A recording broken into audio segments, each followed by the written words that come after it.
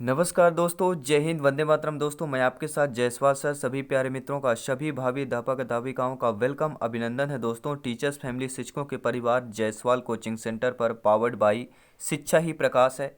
दोस्तों, बात करेंगे बाल विकास एवं शिक्षा शास्त्र की प्रैक्टिस सेट नंबर 22 की बात करेंगे। जी हाँ, आपके सिलेबस के अकॉर्डिंग ये आपका प्रैक्टिस सेट नंबर 22 है। और हर एक प्रैक्टिस सेट में दोस्तों यहाँ पर दोस्तों 1000 प्लस एमसीक्यूज प्रैक्टिस क्वेश्चन करने वाले हैं, जहाँ आपके बाल विकास, CDP, child development and pedagogy, बाल मनोविज्ञान, शिक्षा मनोविज्ञान, फिजिकोलॉजी, सारे क्वेश्चनों को यहाँ पे कंबाइंड किया गया है। क्योंकि दोस्तों हमारा जो टारगेट है सीडीपी में 30 ऑफ 30 लाना और सिलेक्शन का रास्ता आसान करना। तो चलिए शुरू करते हैं। पिछले क्लास का जो है मॉक क्वेश्चन था, ये देख लेते हैं कि निम्न में से कौन सा तनाव को कम करने का अप्रत्यक्ष ढंग बताना है। तो जो तनाव होता है, टेंशन होता है, इसको कम करने का अप्रत्यक्ष ढंग कौन सा होगा? विश्लेषण और निर्णय हो जाएगा, रुकावट को दूर करना हो जाएगा, दूसरे लक्ष्यों का प्रतिस्थापन हो जाएगा, या उदात्तीकरण हो जाएगा। तो बहुत से प्यारे मित्रों कमेंट आया था, मैं दिल से धन्यवाद करता हूं उनका। तो कौन सा तनाव को कम करने के लिए अप्रत्यक्ष ढंग होगा? तो उदात्तीकरण जो होता है यह अप्रत्यक्ष ढंग हो जाएगा। अब जो तनाव होता है, टेंशन होता है, उसको कम करने के लिए। और पहला प्रश्न है इस 30 क्वेश्चनों में से क्रियात्मक अनुसंधान का उपयोग होता है। जो क्रियात्मक अनुसंधान है दोस्तों, इसका उपयोग शिक्षण में सुधार हेतु किया जाता है, शिक्षण में परिवर्तन हेतु किया जाता है, विद्यालय एवं शिक्षण की समस्या समाधान हेतु किया जाता है, या इन सभी में किया जाता है। तो आप लोग भी कमेंट द्वारा बता सकते हैं, अपना फीडबैक दे सकते हैं। तो क्रियात्मक अनुसंधान का उपयोग दोस्तों किसके द्वारा किया जा सकता है? तो इन सभी के द्वारा किया जा सकता है, क्योंकि शिक्षण में सुधार हेतु भी क्रियात्मक अनुसंधान किया जाता है। क्रियात्मक मतलब होता है क्रिएटिविटी, ठीक है। शिक्षण में परिवर्तन हेतु किया जाता है, विद्यालय शिक्षण की समस्या समाधान हेतु किया जाता है। तो डी ऑप्शन यहाँ पर सही हो जाएगा। अगला प्रश्न दिया गया दोस्तों कि मापन की भूमिका जो है, या भूमिका सब सीखी हुई कुशलताओं में निष्पादन के एक महत्वपूर्ण अवलोकन देती है। किसका यहाँ पे अवलोकन देती है दोस्तों? निर्माणात्मक मूल्यांकन में मापन की भूमिका, योगात्मक मूल्यांकन में, निदानात्मक मूल्यांकन में, या इनमें से कोई नहीं। सभी प्यारे मित्र कमेंट करेंगे जिनका सपना अध्यापक अध्यापिका बनना, शिक्षक बनना। तो देखिए दोस्तों, योगात्मक मूल्यांकन में मापन की भूमिका सब सीखी हुई कुशलताओं में निष्पादन का एक महत्वपूर्ण अवलोकन देती है। तो बी ऑप्शन यहाँ पर सही हो जाएगा। अगला प्रश्न दिया गया है दोस्तों कि कैटल द्वारा विश्लेषित किए गए व्यक्तिगत शील गुणों की संख्या कितनी? जो आपके कैटल हैं, इनके द्वारा जो विश्लेषित किए गए व्यक्तिगत जो शील गुण हैं, इनके टोटल कितनी संख्या है? 13 है, 15 है, 16 है, या 14 है? सभी प्यारे मित्र कमेंट करेंगे, जी हाँ फीडबैक करेंगे। तो कैटल द्वारा विश्लेषित किए गए जो व्यक्तिगत शील गुण है, उनकी संख्या दोस्तों 16 हो जाएगी। जी हाँ, सभी प्यारे मित्र कमेंट करेंगे, फीडबैक करेंगे। आई होप सभी प्यारे में वीडियो को लाइक अवश्य कर लिया होगा। जी हाँ, बहुत बहुत धन्यवाद जयसवाल सर, सभी का स्वागत अभिनंदन करते हैं दोस्तों। अब देखते हैं दोस्तों अगला प्रश्न कि नई परिस्थितियों में समायोजन की योग्यता ही बुद्धि कहलाती है। यानी जो नई परिस्थितियां होती हैं उसमें हम समायोजन बना लेते हैं, उसमें समायोजन, ठीक है, की योग्यता जो होती है वही बुद्धि कहलाती है। किसका कहना है? स्टर्न का है, टर्मन का है, वेस्लर का है, या गेस्ट का कहना है? तो किसका कहना है कि नई परिस्थितियों में समायोजन की योग्यता ही हमारी बुद्धि कहलाती है? सभी प्यारे मित्र कमेंट करेंगे, राइट ऑप्शन क्या हो जाएगा? तो यहाँ पर दोस्तों हो जाएगा स्टर्न की बात करेंगे। जी हाँ, अगला प्रश्न आ चुका है कि कौन सा अभिप्रेरित करने हेतु उचित नहीं होगा? नेगेटिव नकारात्मक प्रश्न पूछा जा रहा है कि अभिप्रेरित करने हेतु उचित नहीं होगा। क्या उचित नहीं होगा? परिणाम या प्रगति का ज्ञान के प्रति पुष्टि प्रदान करना, या प्रशंसा या निंदा का प्रयोग करना, प्रतिस्पर्धा एवं सहयोग की भावना, या दंड का प्रयोग करना। तो राइट ऑप्शन क्या हो जाएगा? कौन सा अभिप्रेरित करने हेतु उचित नहीं होगा? तो सभी प्यारे मित्र जानते हैं, देखिए, दंड का प्रयोग करना, दंडित करना, यह दोस्तों अभिप्रेरित करने को। अभिप्रेरित मतलब होता है मोटिवेशन, ठीक है, उसके मोटिवेशन प्रदान करना। तो दंड द्वारा मोटिवेशन नहीं दिया जा सकता। तो निगेटिव प्रश्न था, तो निगेटिव ऑप्शन दंड का प्रयोग हो जाएगा। अगला प्रश्न है कि कौन सा व्यक्तिगत भिन्नताओं के कारण नहीं है परिपक्वता हो गई, वंशानुक्रम हो गया, निर्देशन हो गया, वातावरण हो गया। तो ऐसी दोस्तों व्यक्तिगत भिन्नता पूछा गया। जी हाँ, ऐसी बताइए कौन सा व्यक्तिगत भिन्नताओं का कारण नहीं हो सकता है। व्यक्तिगत मतलब सभी लोग जानते हैं आपस के, ठीक है, हम और आप सब अलग अलग होते हैं, अलग अलग कलर होगा, अलग अलग, ठीक है, आपकी मानसिक योग्यताएं अलग अलग होती हैं, ठीक है, अलग अलग इच्छाएं होती हैं, अलग अलग क्रिएटिविटी होती है, अलग अलग सारी हमारी जो पॉसिबिलिटी होती है वो अलग अलग सारी चीज़ें होती हैं। तो व्यक्तिगत भिन्नताओं के कारण क्या नहीं होता है, देखिए निर्देशन जो होता है व्यक्तिगत भिन्नताओं के कारण नहीं होता। व्यक्तिगत भिन्नताओं के कारण परिपक्वता होती है, वंशानुक्रम होता है और वातावरण होता है, ठीक है, 3 होते हैं, लेकिन निर्देशन यहाँ पर नहीं होता है। अगला प्रश्न दोस्तों दिया गया आपके स्क्रीन पर है, 7वां प्रश्न दिया गया है कि विभिन्न मुद्दों और विमर्शों पर उनके लिए कारण प्रस्तुत करते हुए बच्चों को अपनी व्यक्तिगत राय को व्यक्त करने के लिए प्रोत्साहित करने वाले प्रश्न किसको बढ़ावा देते हैं। सभी प्यारे मित्र कमेंट करेंगे जी हाँ, जो विभिन्न मुद्दे होते हैं और जो विमर्श होते हैं उनके लिए कारण प्रस्तुत करते हुए बच्चों को अपनी व्यक्तिगत राय को व्यक्त करने के लिए प्रोत्साहित करने वाले प्रश्न किसको बढ़ावा देते हैं। बच्चों का मानकीकृत आकलन करने में बढ़ावा देते हैं, विश्लेषणात्मक और आलोचनात्मक चिंतन में बढ़ावा देते हैं, अभिसारी चिंतन में देते हैं, या दोस्तों हो जाएगा, ठीक है, जानकारी का पुनः स्मरण करने के लिए। तो जो विभिन्न मुद्दे होते हैं, विमर्श होते हैं, उनके कारण जो प्रस्तुत करने वाले बच्चे में जो अपनी व्यक्तिगत राय को व्यक्त करने का प्रोत्साहन करने वाले जो प्रश्न होते हैं वह दोस्तों विश्लेषणात्मक और आलोचनात्मक चिंतन को क्या करते हैं, बढ़ावा देते हैं। क्या हो जाएगा, विश्लेषणात्मक। देखिए जब बच्चे क्या होगा, बच्चे जब बोलेंगे उनकी जो व्यक्तिगत राय होगी उससे क्या होता है, जो विश्लेषणात्मक भी पता चलता है, फिर आलोचनात्मक जो चिंतन होता है उनसे भी यह बढ़ावा मिलता है बच्चों में। अब देखते हैं दोस्तों अगला प्रश्न, इंपॉर्टेंट क्वेश्चन है, आपको पता है इस टाइप के प्रश्न आपके एग्जाम में पूछे जाते हैं। दोस्तों बच्चों के अधिगम को सुगम बनाने के लिए अध्यापकों को एक अच्छे कक्षाई परिवेश का सृजन करने की आवश्यकता होती है। इस प्रकार के अधिगम परिवेश का सृजन करने के लिए नीचे दिए गए कथनों में कौन सा सही होगा। यानी बच्चों के जो अधिगम को सुगम बनाना है, आप सभी लोग भावी अध्यापक अध्यापिकाएं या शिक्षक बंधु अच्छे तरीके से जानते हैं दोस्तों कि जो बच्चों का अधिगम को सुगम बनाने के लिए अध्यापक को यानी आप लोगों को एक अच्छे कक्षाई परिवेश का सृजन करने की आवश्यकता होती है।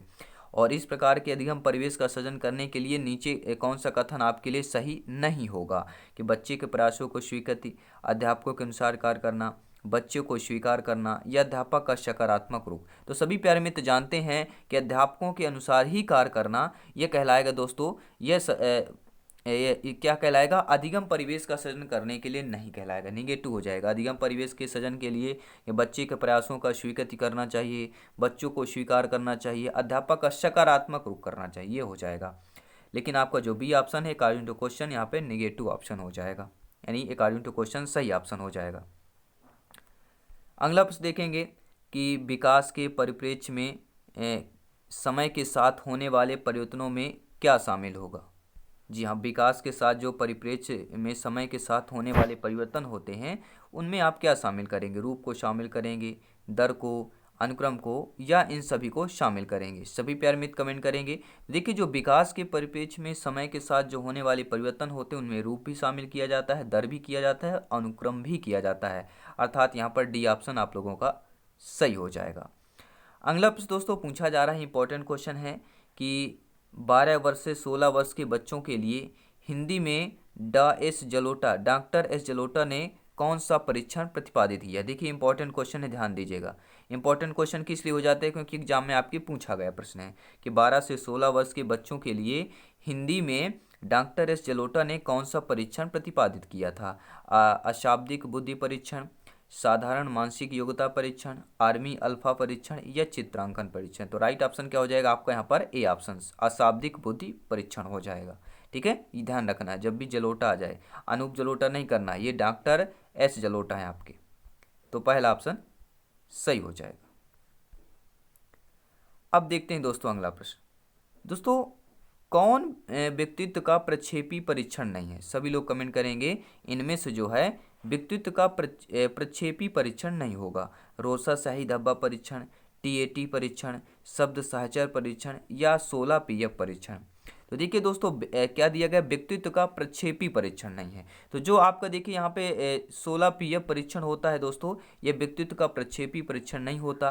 वहाँ की शब्द साहचर्य परीक्षण, टीएटी परीक्षण और ओरसा शाही डब्बा परीक्षण, ये तीनों जो है व्यक्ति का प्रक्षेपी परीक्षण होते हैं, लेकिन 16 पीएफ परीक्षण आपका नहीं होता है।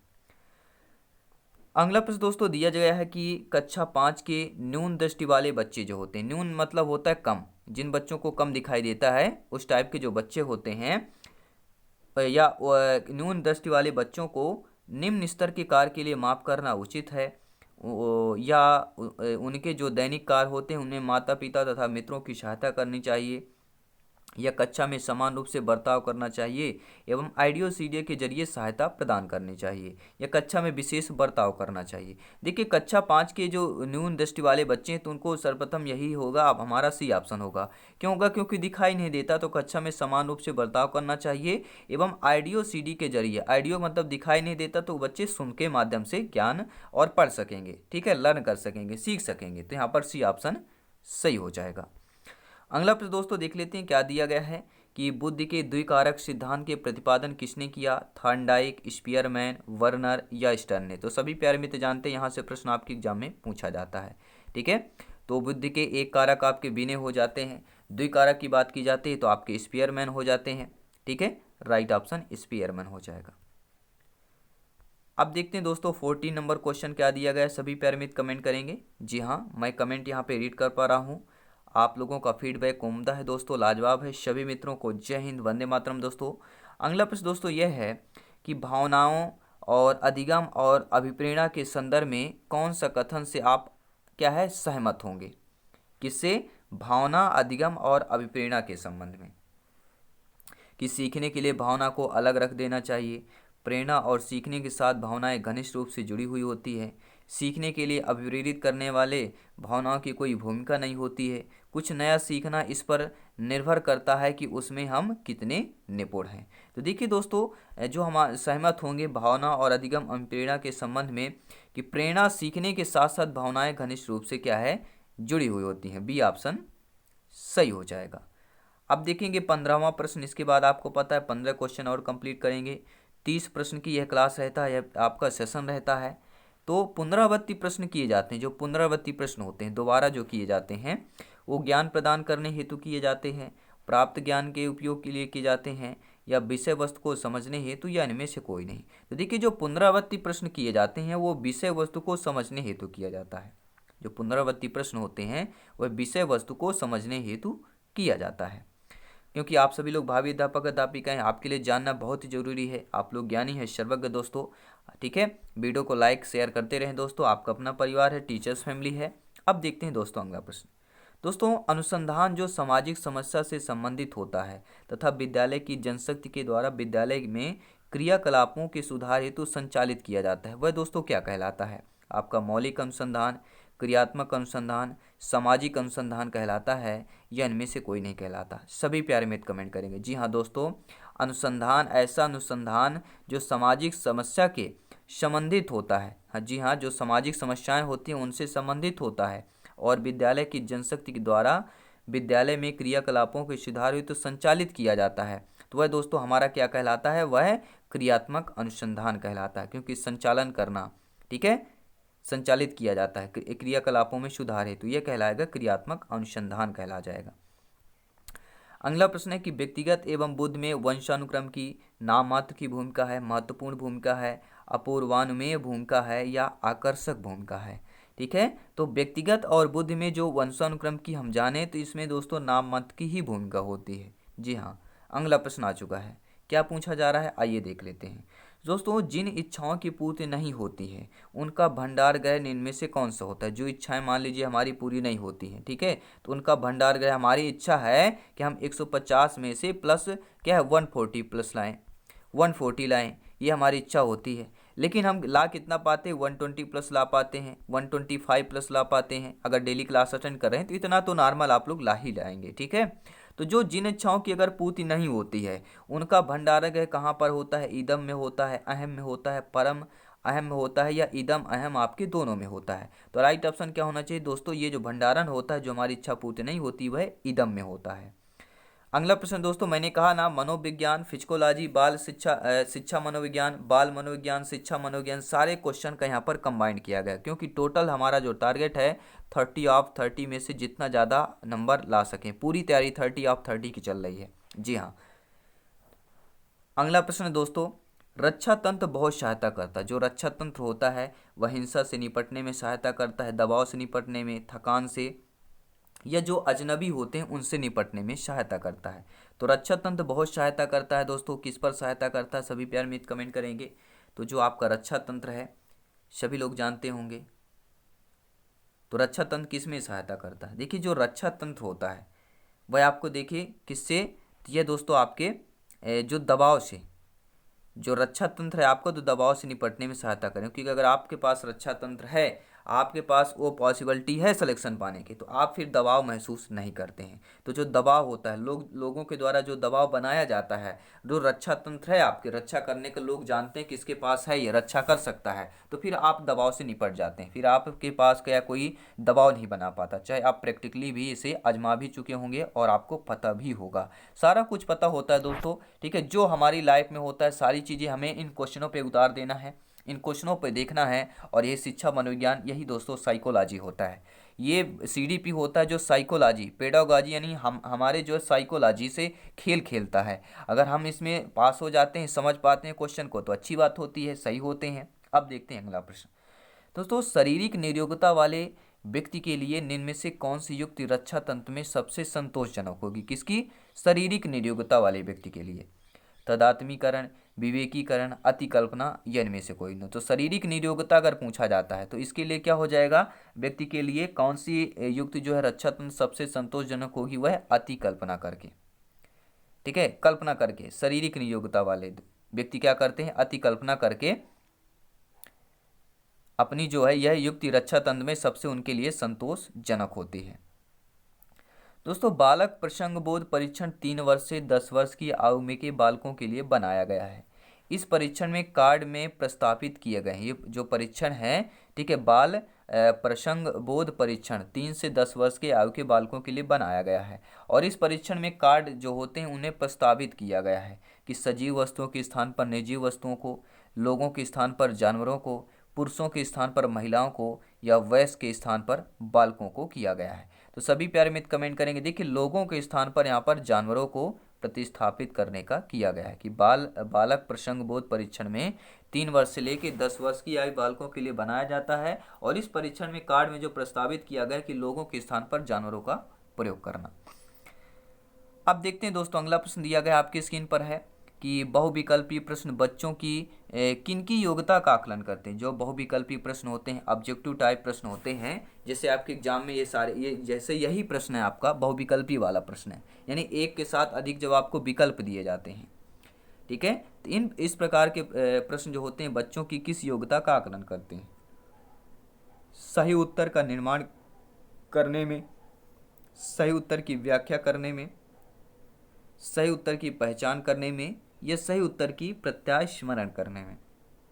तो बहुविकल्पी जो प्रश्न होते हैं दोस्तों वह सही उत्तर की पहचान करने में, पहचान करने की योग्यता का आकलन करते हैं कि आप सही उत्तर पहचान पा रहे हैं कि नहीं पहचान पाते हैं।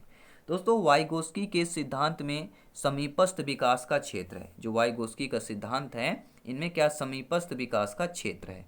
कौन सा क्षेत्र है कि कठिन कार्यों को बच्चों की सहायता से पूरा कर सकते हैं, या अध्यापक का हस्तक्षेप अधिगम में बाधा उत्पन्न करता है, या दोस्तों कह सकते हैं कि वृद्धि एक समीपस्थ क्षेत्र है, या अधिगम औपचारिक वातावरण में होता है। तो देखिए वाइगोस्की में जो वाइगोस्की आप एक मनोवैज्ञानिक है, फिजिकोलॉजी हैं, और इनके इस सिद्धांत में समीपस्थ विकास का जो क्षेत्र होता है वह कठिन कार्यों को बच्चों जो है वयस्कों की सहायता से पूरा कर सकते हैं। तो पहला ऑप्शन सही हो जाएगा। दोस्तों अगर आपने टेलीग्राम पे ज्वाइन नहीं किया तो टेलीग्राम पे जरूर ज्वाइन करें, लिंक डिस्क्रिप्शन में है। आपको वहाँ पे PDF फाइल नोट्स सारे को जितने भी क्लासेज हैं आपको वहाँ पे अपलोड कर दिया जाता है, तो आप लोग जितने प्रीवियस ईयर वाले भी डाउनलोड कर सकते हैं। और वहाँ पे क्लासेज के नोटिफिकेशन सारी चीज़ें आपको सबसे पहले मिलती है। और साथ ही साथ दोस्तों अगर आप इंस्टाग्राम पर हैं, जायसवाल सर को फॉलो नहीं किया है अपने परिवार जायसवाल कोचिंग सेंटर को, तो अब आप इंस्टाग्राम पर भी फॉलो कर सकते हैं, लिंक आपको दे दिया गया है। साथ ही साथ दोस्तों अब आप फेसबुक पेज पर भी जायसवाल कोचिंग सेंटर को फॉलो कर सकते हैं, वहाँ पर भी क्वेश्चन नोट्स मटेरियल सब कुछ आपको प्रोवाइड किया जाएगा। अब यहाँ पे दोस्तों प्रश्न पर आते हैं, 5-6 प्रश्न और देख लेते हैं, इंपॉर्टेंट क्वेश्चन है। दोस्तों कौन शेष भिन्न है, इनमें से बताइए, इनमें से कौन शेष भिन्न है, यानी एक अलग अलग होगा बाकी 3 सेम होंगे। तो अधिगम के लिए अधिगम का सिद्धांत, समान अवयवों का सिद्धांत, ड्राइव रिडक्शन का सिद्धांत या सामान्यीकरण का सिद्धांत, इनमें से भिन्न बताना है। देखिए आप देखेंगे अधिगम के लिए अधिगम का सिद्धांत, समान अवयवों का सिद्धांत, सामान्यीकरण, इन तीनों लगभग सेम लग रहे हैं, ठीक है। लेकिन ड्राइव रिडक्शन का सिद्धांत ये थोड़ा अलग लग रहा है हमें, ठीक है। ये ड्राइव, पेन ड्राइव, रिडक्शन, सारी चीज़ें थोड़ा इनका नाम जो है अलग भी लग रहा है। तो शेष भिन्न, आप तीसरा वाला क्या हो गया, इन शेष से भिन्न कहला जाएगा। अगला प्रश्न देख लेते हैं, क्या दिया गया है। परिपक्वता इत्यादि से व्यवहार में उत्पन्न परिवर्तन को भी अधिगम कहा जाता है। अधिगम जो सीखना होता है, परिपक्वता इत्यादि से व्यवहार में उत्पन्न परिवर्तन को भी अधिगम कहा जाता है, नहीं कहा जाता, हाँ कहा जाता है, अनिश्चित है, ये कभी कभी कह सकते हैं। तो देखिए दोस्तों नहीं कहा जाता, परिपक्वता इत्यादि व्यवहार में उत्पन्न परिवर्तन को भी अधिगम कहा जाता है, ठीक है। तो इसको हम अधिगम नहीं कहेंगे। दोस्तों इनमें से किसमें अन्वेषण के उद्भव उपागम का उपयोग किया जाता है, केस अध्ययन, प्रयोगीकरण, सर्वेक्षण या अंतर्दर्शन। तो इनमें से अन्वेषण दिया गया है। देखिए अन्वेषण के उद्भव जो दिया गया है, उद्भव उपागम का उपयोग किया जाता है, तो केस अध्ययन में किया जाता है। किसमें, अन्वेषण के उद्भव उपागम का उपयोग जो है केस अध्ययन में किया जाता है। अगला प्रश्न दिया गया है कि सृजनशीलता के पोषण के लिए अध्यापक को निम्न में से किस विधि की सहायता लेनी चाहिए। जो सृजनशील का पोषण होता है, सृजनशील मतलब सभी लोग जानते हैं, ठीक है। अगर सृजनशील, आई होप आप लोग ज्ञानी है, सर्वज्ञ है, भावी अध्यापक अध्यापिका हैं, सभी लोग अच्छे तरीके से जानते हैं, समझते भी हैं। दोस्तों सृजनशील के पोषण के लिए अध्यापक को यानी आप लोगों को, ठीक है, किस विधि की सहायता लेनी चाहिए। ब्रेन स्टॉर्मिंग विचार विवेश विधि, व्याख्यान विधि, दृश्य श्रव्य सामग्री विधि या ये सभी विधियों की सहायता लेनी चाहिए। तो राइट ऑप्शन होगा सृजनशील में पोषण के लिए अध्यापक शिक्षिका अध्यापिका को किस विधि की सहायता लेनी चाहिए, तो ब्रेन स्टॉर्मिंग और यानी विचार वेश की यहाँ पे विधि का सहायता लेनी चाहिए। अगला प्रश्न है, क्रियात्मक अनुसंधान का उद्देश्य क्या होता है। नवीन ज्ञान की खोज करना, शैक्षिक परिस्थितियों में व्यवहार विज्ञान का विकास या विद्यालय तथा कक्षा की शैक्षिक कार्य प्रणाली में सुधार लाना। देखिए दोस्तों क्रियात्मक अनुसंधान यानी क्रिएटिविटी की बात की गई है, तो क्रियात्मक अनुसंधान का उद्देश्य होता है नवीन ज्ञान की खोज करना, शैक्षिक स्थितियों में व्यवहार विज्ञान का विकास करना, विद्यालय तथा कक्षा की शैक्षिक प्रणाली में सुधार लाना। ये तीनों हो जाएंगे, अर्थात उपरोक्त सभी ऑप्शन सही हो जाएगा। अब देखते हैं दोस्तों 29 नंबर क्वेश्चन, इसके बाद अंतिम प्रश्न सभी को पता है हमारा मॉक क्वेश्चन होता है। दोस्तों कौन सा कथन यहाँ पर सही नहीं दिया गया है। नेगेटिव प्रश्न है, नकारात्मक प्रश्न है कि कौन सा कथन आपका सही नहीं दिया गया है। आवश्यकता वंचना की शारीरिक अवस्था नहीं है, अंतर्नोद आवश्यकता का मनोवैज्ञानिक परिणाम है, आवश्यकता एवं अंतर्नोद समान नहीं है बल्कि समांतर है, या मूल प्रवृत्तियाँ आंतरिक जैविक बल कहलाती हैं। तो देखिए आवश्यकता वंचना की शारीरिक अवस्था नहीं है, यह निगेटिव प्रश्न कहला जाएगा। बाकी सारी चीज़ आपकी सही दी गई है। और आइए मॉक क्वेश्चन दोस्तों इस सेशन का, इस क्लास का देख लेते हैं, प्रैक्टिस सेट का। मॉक क्वेश्चन दोस्तों क्या है, कैटेल द्वारा विश्लेषित किए गए व्यक्तिगत शील गुणों की संख्याएं कितनी हैं। सभी लोग कमेंट करेंगे, जो कैटेल हैं द्वारा, इनके द्वारा जो विश्लेषित किए गए व्यक्तिगत शील गुण हैं इनकी संख्याएं कितनी, सभी लोग कमेंट करेंगे। और सभी प्यारे मित्र जानते हैं हम अभी दोस्तों 600 MCQs प्रश्न कंप्लीट कर चुके हैं। तो आप प्लेलिस्ट में जाके बाल विकास क्लासेस में जाकर देख सकते हैं। फर्स्ट क्लास से आप लोग यहाँ पर देख सकते हैं, फ्री ऑफ कॉस्ट क्लासेज, हर एक क्लासेज, क्योंकि राष्ट्रहित में शिक्षा का चैनल है। सारे क्वेश्चन सारे सेशन आपको, ठीक है, फ्री में प्रोवाइड करा दिए जाते हैं। तो आप लोगों का सहयोग मिलता है, आप लोगों को प्यार स्नेह सपोर्ट मिलता है। बहुत बहुत धन्यवाद दोस्तों। इसी तरह इस भाई को, आपका अपना भाई है, और इस भाई को, इस परिवार को, ठीक है, सपोर्ट करते रहें दोस्तों। जल्द ही मिलते हैं दोस्तों नेक्स्ट क्लास पर। धन्यवाद सभी का। जय हिंद, वंदे मातरम।